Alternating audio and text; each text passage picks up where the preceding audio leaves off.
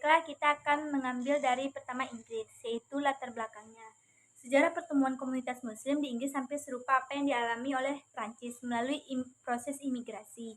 Imigrasi muslim ke Inggris mulai berlangsung pada akhir abad ke-18 dan awal ke-19 melalui pendaratan para pelaut yang direkrut oleh East India Company, yaitu perusahaan India Timur, dari Yaman, Gujarat, Sid Assam, dan Tren Bengal.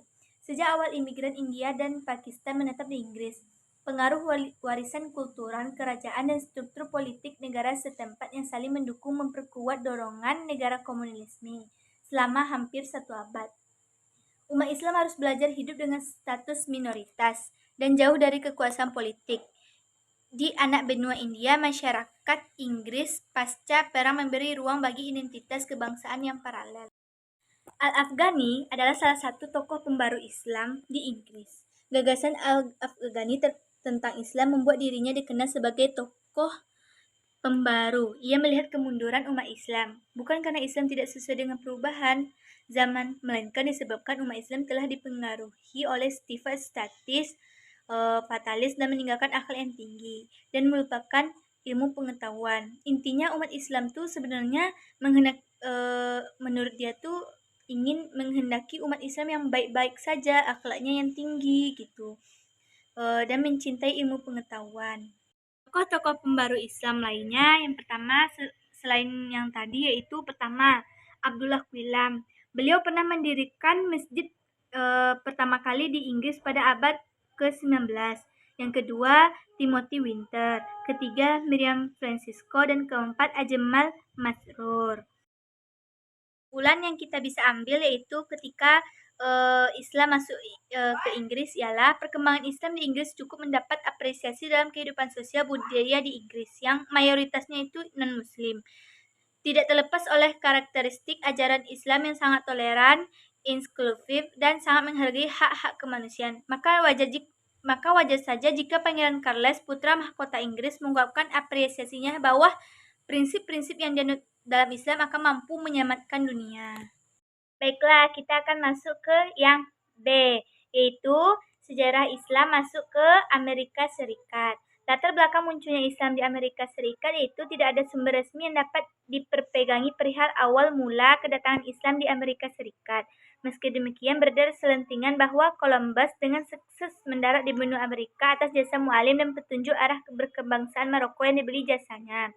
Seorang ahli geografi Muslim menceritakan bahwa jauh sebelum Columbus menemukan benua Amerika, 8 orang ahli penyiaran Muslim telah menemukan serangkaian perjalanan dari Lisabon guna menemukan beberapa daerah yang ada di sekitar Atlantik.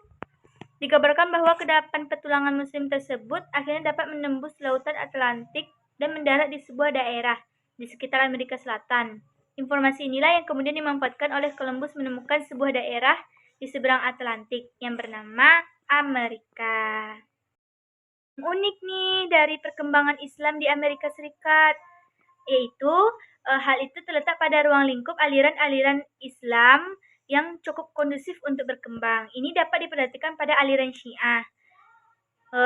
Aliran Syiah yang dewasa ini disampingkan berkembang secara luas di Iran dan wilayah bagian timur tengah. Syiah cukup besar di negara-negara barat, terutama di Amerika Serikat.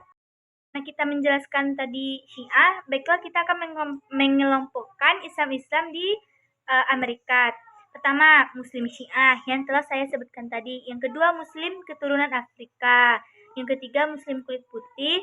Terus keempat, gerakan sektarian. Yang kelima, gerakan Sufi. Kita masuk pada tokohnya. Dan salah satu tokoh pembaru Islam ialah Muhammad Alexander Russell. Beliau dilahirkan di Hudson, Columbia, New York, dan belajar di Hudson dan New York. Beliau terkenal dengan tulisan cerita pendeknya. Kemudian beliau bekerja sebagai pimpinan redaksi majalah St. Joseph Gazette dan Missouri Republican. Pada tahun 1887 diangkat menjadi konsul Amerika Serikat di Manila.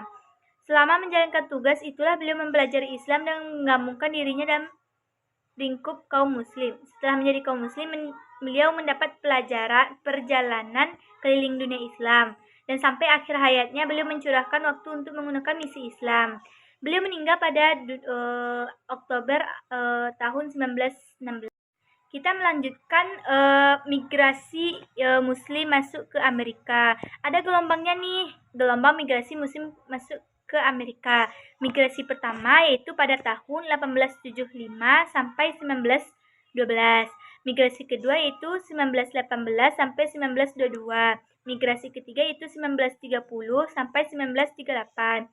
Migrasi keempat 1947 sampai 1960.